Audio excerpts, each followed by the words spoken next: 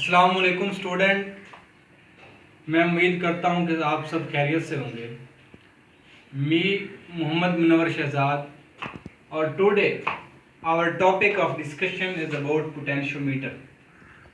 Student, इस topic को start करने से पहले आप सबसे एक गुजारिश है, एक रिक्वेस्ट है कि आप इस वीडियो को एंड तक देखें।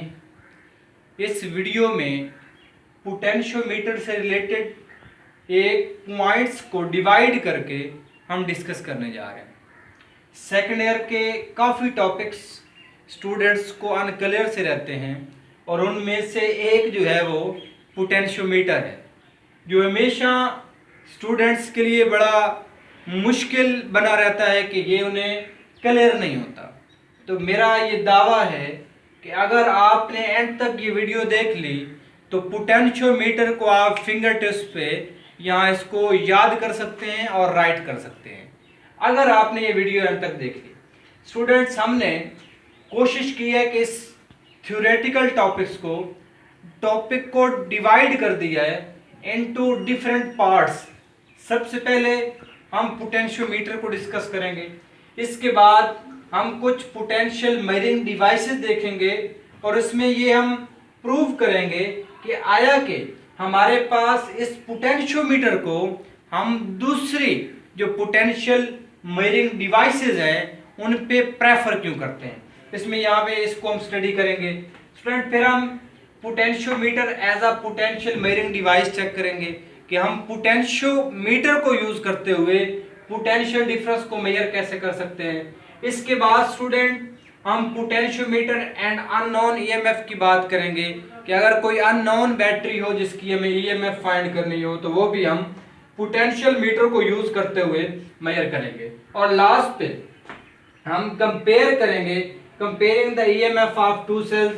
तो हम पोटेंशियोमीटर को यूज करते हुए दो सेल्स की ईएमएफ को कंपेयर कैसे कर सकते हैं। तो ये है हमारी कुछ इसके डिस्क्रिप्शन कि हम इसको लेके आगे चलेंगे। स्टूडेंट्स, कोशिश मेरी ये है कि सबसे पहले जो स्टूडेंट्स को कंफ्यूजिंग टॉपिक्स हैं उनको यहाँ पे लेक्चर के जरिए आप तक पहुँचाया जाए और एक एक पॉइंट क्लियर किया जाए। बगैर किसी देर किए स्टार्ट करते हैं potentiometer. Student, potentiometer is a device which is use to measure potential difference. Potential difference को मेजर करता है, कोई नया काम नहीं करता। Without drawing any current from external source, किस एक्सटर्नल सोर्स में से करंट को ड्रा नहीं होने देता। तो ये एक्सटर्नल सोर्स से करंट को ड्रा नहीं करता और ये पोटेंशियल डिफरेंस को मेजर करता है सिंपली।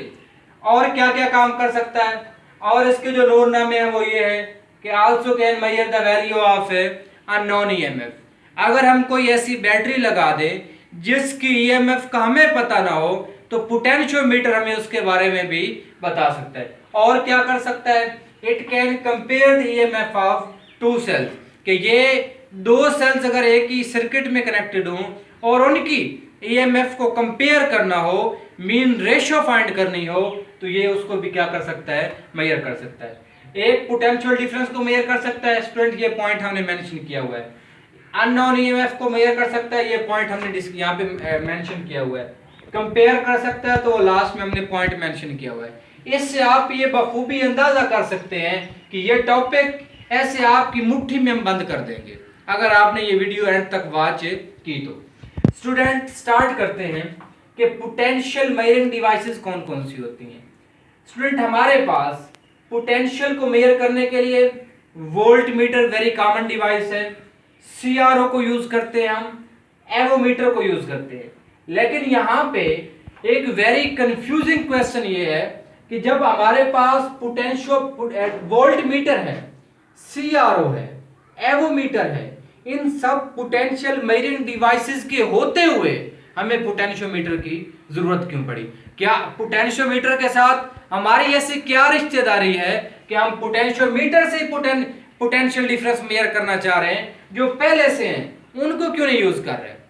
तो स्टूडेंट, ये पॉइंट यहाँ पे हम क्लियर करने जा रहे हैं कि why potentiometer is preferred over other potential measuring devices.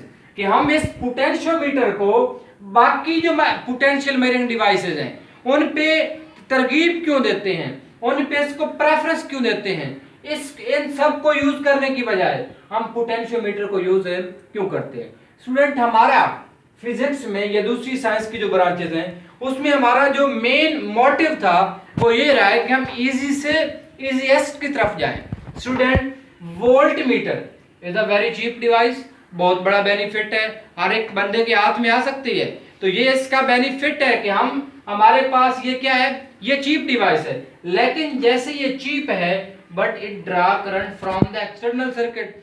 तो ये क्या करता है, ये एक्सटर्नल सर्किट में से करंट को ड्रा करता है। कैसे करता है स्टूडेंट, इसकी रेजिस्टेंस हम इनफाइनाइट रखते हैं। इनफाइनाइट रेजिस्टेंस होने के बावजूद भी ये करंट को क्या करता है, ड्रा करता है। तो ये इसकी एक खामी है। एक इसका फायदा कि ये चीप है, दूसरा नुकसान कि ये करंट को क्या करता है, ड्रा करता है। इसके बारे में बाद में सोचते हैं कि हम इसको यूज करें या ना करें। अभी हमारे पास और भी डिवाइसेस हैं, कंपेयर करने जा रहे हैं सीआरओ और एवोमीटर। स्टूडेंट, ये दोनों डिवाइसेस करंट ड्रा नहीं करती, does not draw any current, current को ड्रा नहीं करती, इनमें से करंट पास नहीं होता, सर्किट का जो मेन करंट होता है या पोटेंशियल डिफरेंस डिस्टर्ब नहीं होता। लेकिन ये किए हैं but they are very expensive, बहुत ही महंगी हैं, हर बंदे की अप्रोच इन तक नहीं हो सकती, और अगर कोई ले भी ले एंड डिफिकल्ट टू यूज, और इनको यूज करना बहुत ही मुश्किल होता है। स्टूडेंट, यहां पे एक पॉइंट तो हमारा क्लियर हुआ था कि कि यहां करंट ड्रा हो रहा था, यहां करंट ड्रा नहीं हो रहा था। लेकिन अब अगर ये चीप होती तो हम हो सकता है इसी पे रुक जाते, लेकिन ये क्या है, ये तो एक्सपेंसिव है। और एक और बात, एक्सपेंसिव भी है और डिफिकल्ट टू यूज भी है। तो ये था इसका दूसरा पॉइंट। तीसरा पॉइंट स्टूडेंट, अब बारी आती है पोटेंशियोमीटर की। इन दोनों की खामियां नाकामियां, आपके पास खूबियां आप सुन चुके हैं, लेकिन फैसला अब आपने करना है। ये फैसला आपके पे मुनसर करता है कि आप इन तीनों चारों में से कौन सी डिवाइस पोटेंशियोमीटर, कौन सी डिवाइस जो है वो पोटेंशियल डिफरेंस को मेजर करने जा रहे हैं। स्टूडेंट बिसाइड दिस पोटेंशियोमीटर जी स्टूडेंट, तो अब बात करते हैं पोटेंशियोमीटर की। पोटेंशियोमीटर पहला काम क्या करता है, does not draw any current from external circuit, ठीक हो गया जी। दूसरा point, it is very cheap. तीसरा point, and easy to use. तो स्टूडेंट, बिकॉज अब यहां पे क्यों ये करंट ड्रा नहीं करता, क्योंकि its working principle based on no deflection method. ये नो डिफ्लेक्शन मेथड क्या होता है ये हम आगे चल के देखेंगे, लेकिन अब फैसला मैं आप पे छोड़ रहा हूं कि आप खुद सोच के खुद इन तीनों चारों पॉइंट्स को कंपेयर करके मुझे कमेंट सेक्शन में बता दें कि सर हमने पोटेंशियोमीटर यूज करना है, सीआरओ यूज करनी है, एवोमीटर यूज करना है या वोल्ट मीटर यूज करना है, तो measure the potential difference between 2 point. तो ये आंसर मुझे कमेंट सेक्शन में आपसे चाहिए, मैं इसका वेट करूंगा। तो ये वो पॉइंट है जो मेरे नजदीक हम पोटेंशियोमीटर क्या करते हैं, प्रेफर करते हैं। तो ये वाला पोर्शन हमने कंप्लीट देख लिया। इसके बाद स्टूडेंट नेक्स्ट पॉइंट कि potentiometer as a potential measuring device. अब यहाँ पे ये पॉइंट है कि हम पोटेंशियोमीटर को पोटेंशियल डिफरेंस के मेजर करने के लिए यूज कैसे करते हैं। तो सबसे पहला पॉइंट इसकी जो हमारे पास कंस्ट्रक्शन में है कि it consist of long resistive wire AB. ये क्या होता है, ये कुछ पॉइंट्स में पहले से ऐड कर देता हूं ताकि हम ज्यादा से ज्यादा अपने टाइम को जो है वो वीडियो की जो टाइमिंग है उसको कम कर सकें, टाइम को सेव किया जा सके। तो student A B of length, अब यहाँ पे एक वायर लेते हैं, रेजिस्टिव वायर होती है जिसकी लेंथ 4 मीटर, एमसीक्यूज में पूछा जा सकता है, 4 मीटर से लेकर 10 मीटर तक हो सकती है। दो मटेरियल से ये बनाई जा सकती है, मैग्नेट हो सकता है या वो आपके पास कंस्टेंटाइन हो सकता है। अब यहाँ पे ये दो मटेरियल और ये इसकी लेंथ है, एक वायर हमने ये यूज कर ली। अब हमने क्या करना है, a battery of non voltage, एक बैटरी जिसकी वोल्टेज के हम बारे में हमें पता है वो हमने क्या करनी है, यहाँ कनेक्ट करनी है, जिसकी इंटरनल रेजिस्टेंस क्या है, आर है। इस बैटरी को यहाँ बोलते हैं सप्लायर बैटरी, या ड्राइवर भी इसको बोलते हैं। तो ये क्या करती है, इस सर्किट के अंदर जान डालती है कि ये क्या कर सके, वर्क कर सके। अब होता क्या है कि जब हम बैटरी और इस रेजिस्टेंस को आपस में जोड़ देते हैं तो ये हमारे पास पोटेंशियोमीटर का एक प्राइमरी सर्किट जो है वो तैयार हो जाता है। नेक्स्ट पॉइंट हम सी, ये जॉकी या इंट्रोड्यूस करवाते हैं, तो ये बात बाद में। अभी आप इसको ऐसे देखें कि ये पॉइंट मैंने ऐड ही नहीं किया, ये पॉइंट इसके अंदर अभी नहीं है। तो इस पॉइंट के ना होने तक आप इसको देखें तो आपने बैटरी यूज की है और रेजिस्टेंस यूज की है और आपके पास पोटेंशियोमीटर का एक प्राइमरी सर्किट जो है वो तैयार हो चुका है। अब यहाँ पे जब तक ये पॉइंट अंदर नहीं है, फिर कह रहा हूं कि जब तक ये पॉइंट अंदर है नहीं है, अब मैं अगर आपसे पूछूं कि इस रेजिस्टेंस में से करंट कितना पास कर रहा है, स्टूडेंट हमारे पास अकॉर्डिंग टू ओम लॉ क्या होता है, ओम लॉ हमारे पास होता है क्या कि V is equal to I R.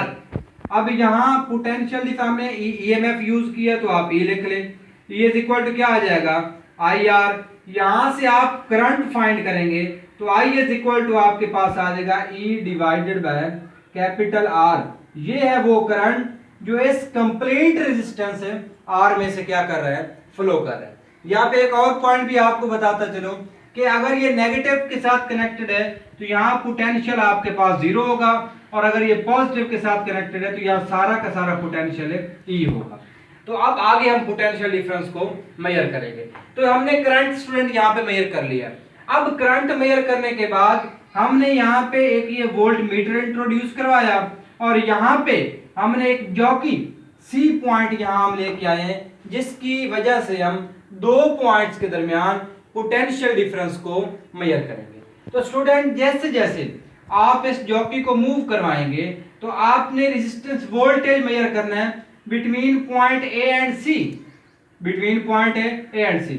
अब वेरी सिंपल है कि आपने इससे जो पिछला एक टॉपिक है इससे पीछे करके हमारे पास है रेजिस्टिविटी का टॉपिक एंड इस डिपेंडेंस अपॉन टेम्परेचर।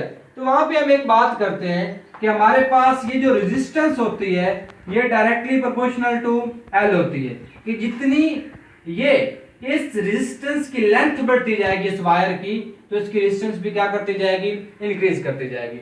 अब स्टूडेंट अगर हम जॉकी को मूव करवाते हैं टुवर्ड A, इसका मतलब है लेंथ कम हो रही है, रेजिस्टेंस कम होगी और यहाँ इस रेजिस्टेंस के अलॉन्ग वोल्टेज का ड्रॉप कम होगा।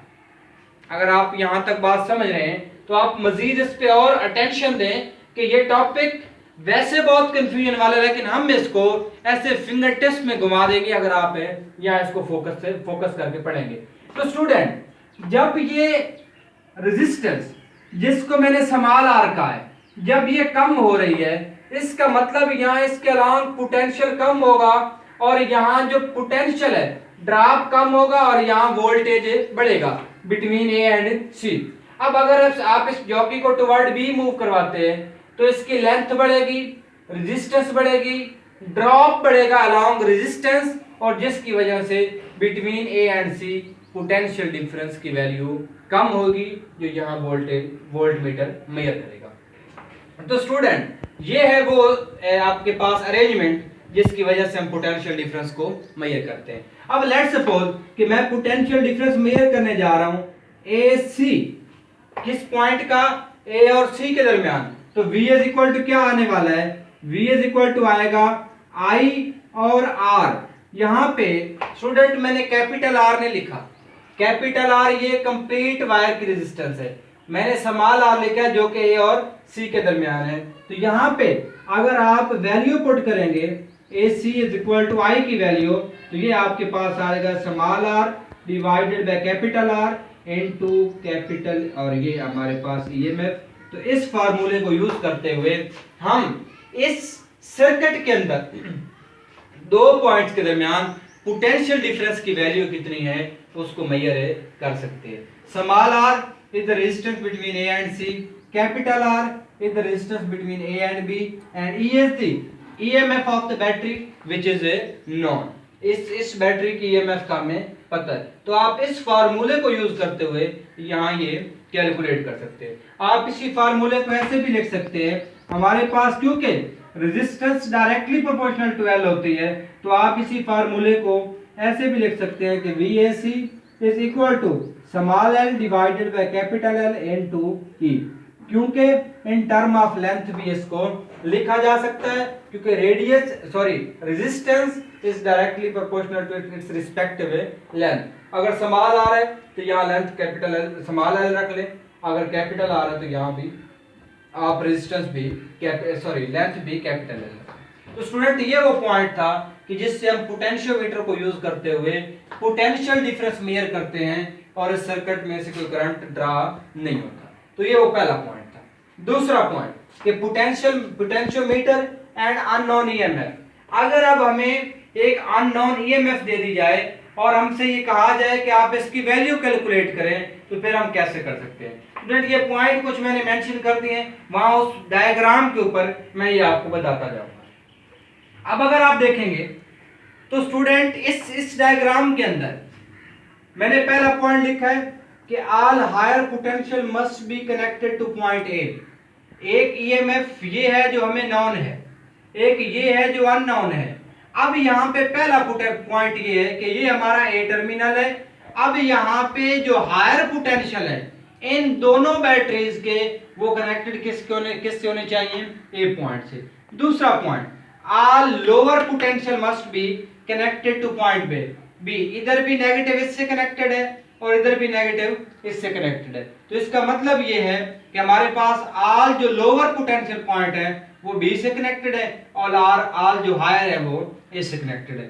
थर्ड पॉइंट कि value of non EMF E must be greater than unknown EMF for more precise measurement. कि अगर आप मेजरमेंट जो है वो मोर एक्यूरेट चाहते हैं तो उसके लिए इस नॉन की जो वोल्टेज है वो अननोन की वोल्टेज से ज्यादा होनी चाहिए। ये तीसरा पॉइंट था। अब यहाँ पे स्टूडेंट एक पॉइंट है, हमने ये एक अननोन बैटरी लगा दी जिसकी ईएमएफ को मैंने EX का नाम दिया और इसकी वैल्यू हमने कैलकुलेट करनी है। स्टूडेंट यहाँ पे कुछ कंडीशंस हैं, आप उनको अच्छे से फॉलो करें, पिक करें। कैसे?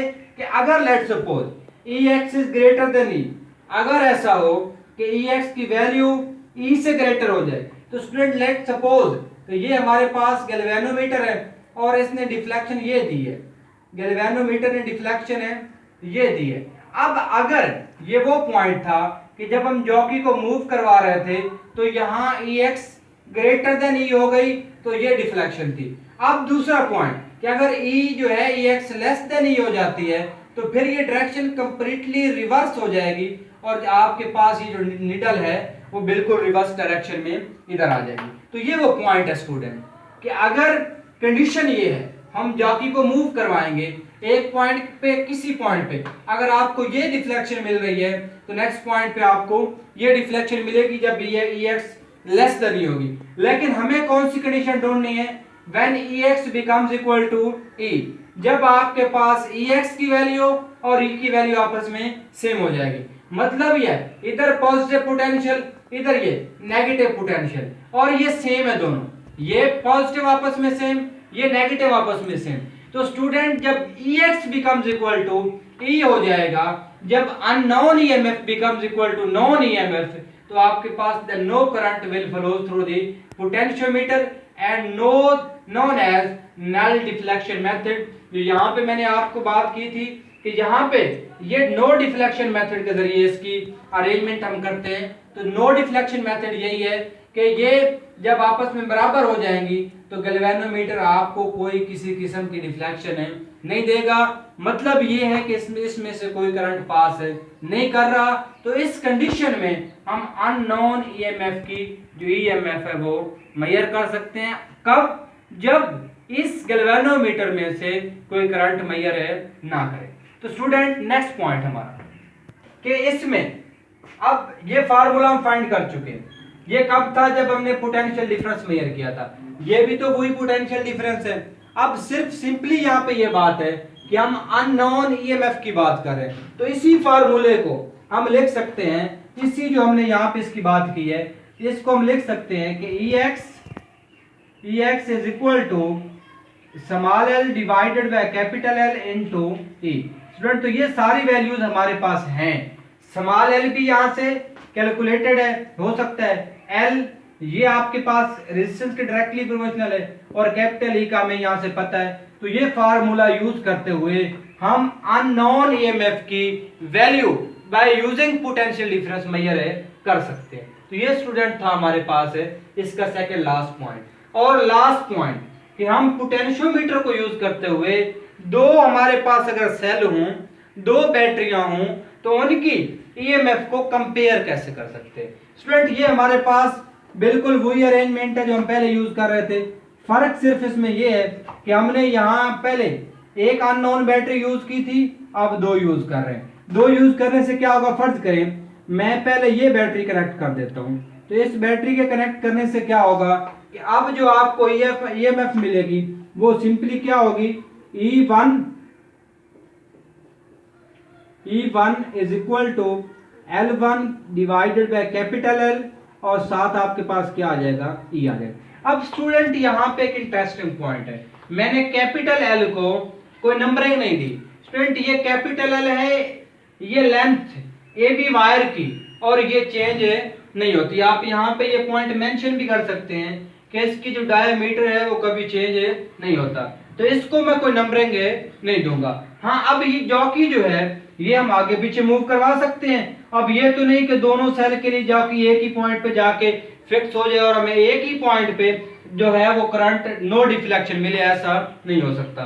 तो L1 यहाँ कोई भी लेंथ होगी जिस पे यहाँ गैल्वेनोमीटर डिफ्लेक्शन 0 देगा। अब इसी तरह अब फर्ज के हम यहाँ से डिस्कनेक्ट करके इसको इसके साथ कनेक्ट कर देते हैं, तो अब E2 जो आपके पास आएगा, E2 इज इक्वल टू आ जाएगा L2 divided by capital L और साथ है E। तो स्टूडेंट ये L2 क्यों लिया है, क्योंकि अब इसकी लेंथ E1 के साथ है इक्वल नहीं होगी, कोई भी वैल्यू होगी डिफरेंट होगी। और यहाँ पे जॉकी को मूव आगे पीछे करके यहाँ गैल्वेनोमीटर को उस कंडीशन पे लाना है कि जब इसमें से कोई करंट भी पास ना करे, तो वहां तक पहुंचने के लिए लेंथ क्या करेगी, डिफर करेगी, सेम है नहीं होगी। अब हमें कहा गया था आप कंपेयर करें, तो हम इनकी रेशियो ले लेते हैं। E1 divided by E2 is equal to L1 divided by capital L और E divided by L2 divided by capital L और E। स्टूडेंट ये आप इनको इनवर्स आगे उल्टा भी सकते हैं कि L1 कैपिटल L और E और ये आपके पास मल्टीप्लाई बाय क्या आएगा, कैपिटल L, ये आपके पास capital L divided by L2 और ये क्या आ जाएगा, E आ जाएगा। इस E को आप ऊपर लिख लें ताकि आपको कोई कंफ्यूजन हो। जो यहाँ पे साथ लिखी जाती है टर्म वो ऊपर वाली टर्म के साथ है मल्टीप्लाई। स्टूडेंट यहाँ से E कैंसिल हो जाएगा और यहाँ से L कैंसिल हो जाएगा, तो आपके पास आ जाएगा E1 divided by E2 is equal to L1 divided by L2। तो यहाँ से आप L1 और L2, E1 के लिए L1 कितना है वो भी मेजरेबल है, वो कितना होगा हम यहाँ से कैलकुलेट कर सकते हैं। E2 के लिए कितना होगा वो भी यहाँ से कैलकुलेट किया जा सकता है।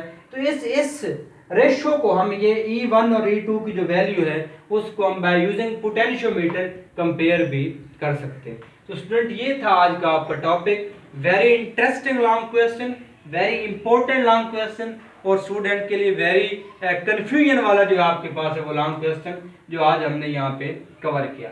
थोड़ी सी समरी देख लेते हैं कि सबसे पहले पोटेंशियोमीटर की बात की, कौन कौन से ये काम कर सकता है, पोटेंशियल डिफरेंस मेजर कर सकता है between two points, unknown EMF find कर सकता है, और दो अगर सेल हों ये बैटरी उनकी ईएमएफ को कंपेयर कर सकता है। यहाँ पे एक बड़ा वेरी इंटरेस्टिंग क्वेश्चन यहाँ पे हमने डिस्कस किया कि यहाँ जो पोटेंशियोमीटर है वो प्रेफर क्यों किया जाता है, इसके बारे में मैंने नहीं बताना है, इसका आंसर आपने कमेंट सेक्शन में देना है कि आपने इन प्रॉपर्टीज के होते हुए किसको प्रेफर करना है पोटेंशियल डिफरेंस मेजर करने के लिए। तो ये आंसर आपकी तरफ से आएगा और मैं इसका वेट करूंगा।